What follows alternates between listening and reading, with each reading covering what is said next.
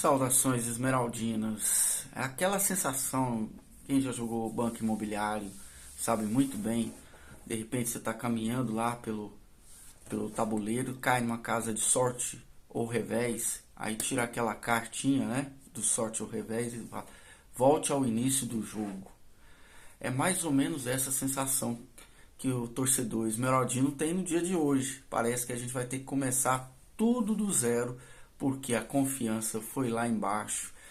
A dúvida sobre a competência da comissão técnica está lá também. E até aquilo que a gente estava vendo de diferente, que era a condução do departamento de futebol, com a polêmica de ontem, para mim também fica sob alta vigilância, pelo menos. Então, olha, não temos boa notícia para esse pós-derrota do Goiás lá no Oba, e a gente vai tratar sobre isso aqui. Enfim, o Goiás volta a estaca zero nessa Série B, vai ter que começar e remar tudo de novo, até porque se no início da competição estava todo mundo zerado, o Goiás já está alguns pontos atrás aí do quarto colocado no G4, então estamos devendo. Mas também vou dizer, não é o fim do mundo, não é nenhum apocalipse, porque temos ainda muito chão pela frente. Tem a janela de contratações, tem o Edu chegando, que eu quero falar um pouco sobre isso, e vamos falar um pouco também, obviamente, sobre tudo que aconteceu ontem e como a gente chegou onde está depois de um começo empolgante, pelo menos, né? Eu sou o Alder Dias, esse é o canal Verde 33. Seja sempre muito bem-vindo, muito bem-vinda por aqui. E vamos tratar aí desse Goiás e Vila, pedindo para você já deixar seu like de contribuição, se já conheceu o nosso trabalho. Se não conhecer, seja muito bem-vindo, muito bem-vinda. Se gostar do vídeo, no final deixe seu like, ative o sininho para as notificações depois de se inscrever no canal também aqui para acompanhar mais de perto o que a gente produz e tirar aí suas próprias conclusões. Enfim, olha, é um jogo daqueles de deixar todo esmeraldino com a autoestima lá embaixo. Por quê? Porque perdeu para o grande rival, e clássico é clássico. O Grêmio está passando por isso diante do Inter, né? O Grêmio que vem sendo campeão gaúcho aí, não sei quantos anos seguidos já, acho que heptacampeão, alguma coisa assim, acho que hepta, e o ano que vem iguala o octa do Inter, então tem essa batalha lá, mas o Inter está liderando, assim, de longe, liderando não, pontuando muito mais no brasileiro do que o Grêmio. Os dois passaram pela mesma tragédia lá no Sul, mas Juventude e Inter estão bem, e o Grêmio lá embaixo, lá na rabeira, né, quase na zona de rebaixamento, quase na lanterna. Enfim, são momentos do futebol e muitas vezes, principalmente num cenário de instabilidade, a gente vai estar com esse sentimento meio montanha-russa, né? O Goiás não é um Palmeiras, o Goiás não é um Flamengo dos tempos atuais, não é um Real Madrid.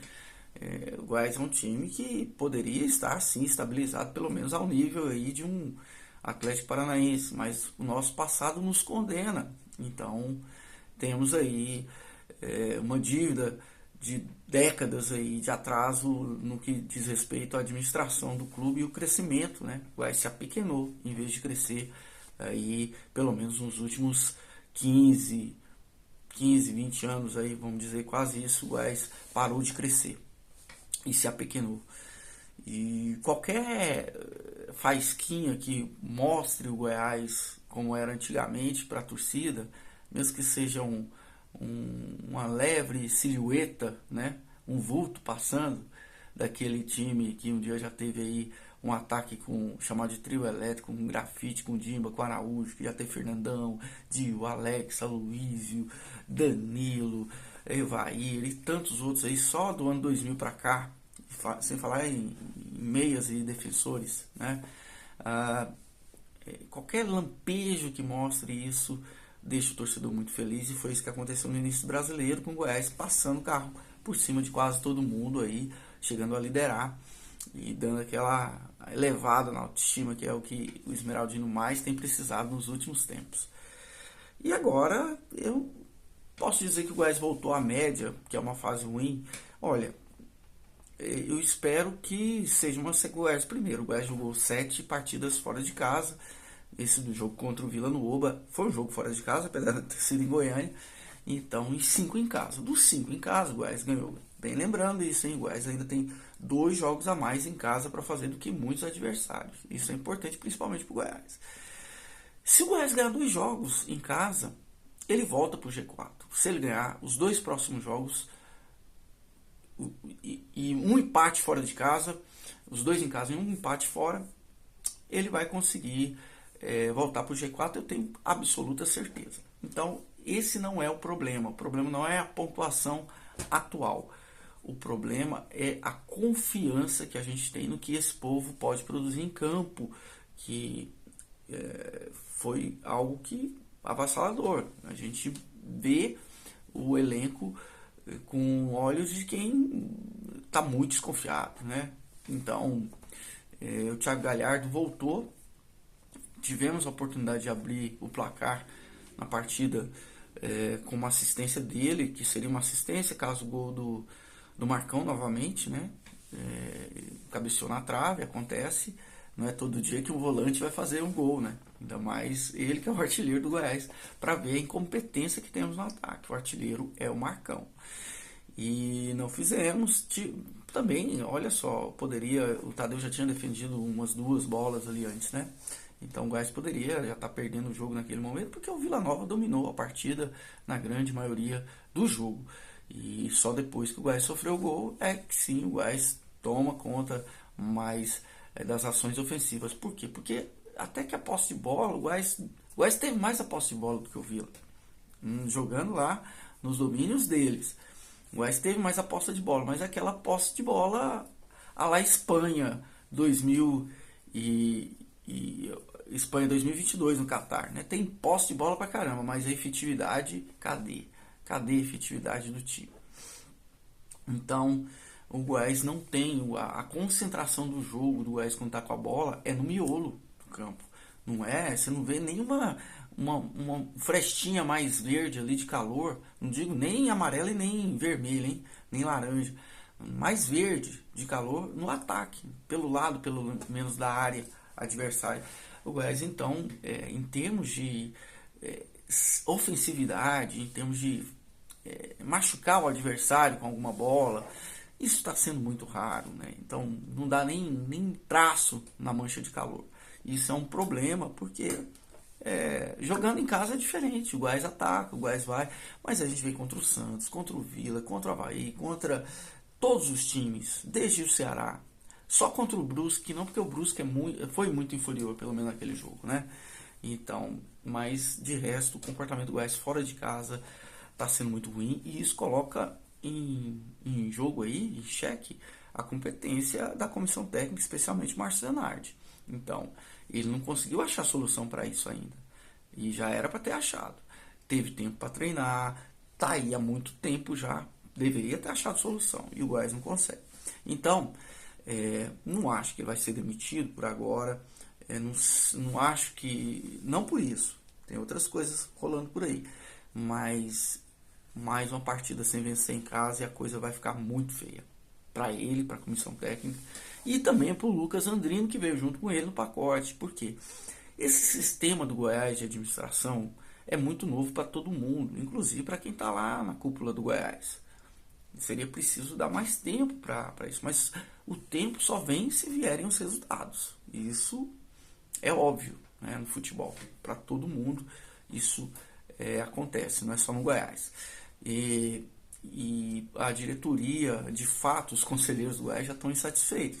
E é bom lembrar que quando foi feito esse estatuto foi uma forma bem esperta de quem manda de fato no Goiás terceirizar a culpa. Então, se o time for mal, tira o diretor de futebol. Se for se for pior ainda, tira também o CEO. E é isso que vai acontecer se continuar com os maus resultados. Então, é mais ou menos como um parlamentarismo isso, né? Só que quem dissolve o parlamento não é o governo, são os próprios. No caso, é o parlamento que dissolve o executivo, que é o CEO. Seria meio que um parlamentarismo ao contrário. E o Lucas Andrino foi muito infeliz, né, ao cortar o Rafael Seba nessa polêmica do vídeo aí que você tá rolando nos grupos de WhatsApp. Se você se interessar, você vai achar. Se você não achar, você me procura aqui no WhatsApp, quem tiver meu WhatsApp, que eu passo para vocês, tá? Ele pergunta, faz um comentário antes de perguntar, o Rafael Seba, ele não esconde que é esmeraldino, né? E assim, não é que ele também não fica falando, mas todo mundo sabe que ele é Goiás.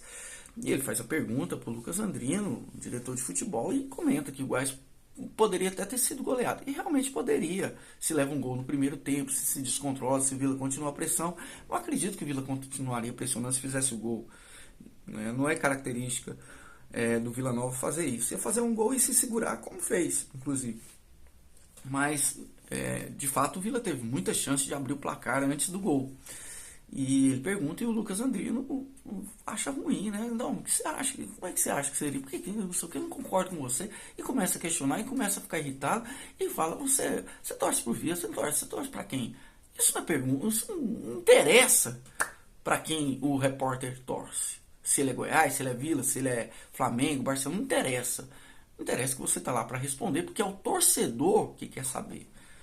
Quem está ouvindo que quer saber, não adianta atacar o mensageiro, né? Não adianta. A pergunta está aí e a insatisfação é óbvia. Eu acho até que ele fala, não, você deve ser Vila Nova pro Rafael Seba. Eu imagino o que o profissional da empresa não deve ter pensado naquele momento, né? Mas infeliz demais, tira também a credibilidade que ele tinha com a própria torcida, que estava em alta, né? Até antes dessa crise, agora piorou. Zanardi está na mira. E o Goiás está sem rumo. Por enquanto é o que temos para dizer. A coisa está tão feia que o Vila passou o Goiás e momentaneamente está no G4. Né? Então, para você ver o nível que estamos nesse momento, passando, além de perder o clássico, ainda ver o rival passar de passagem na tabela de classificação.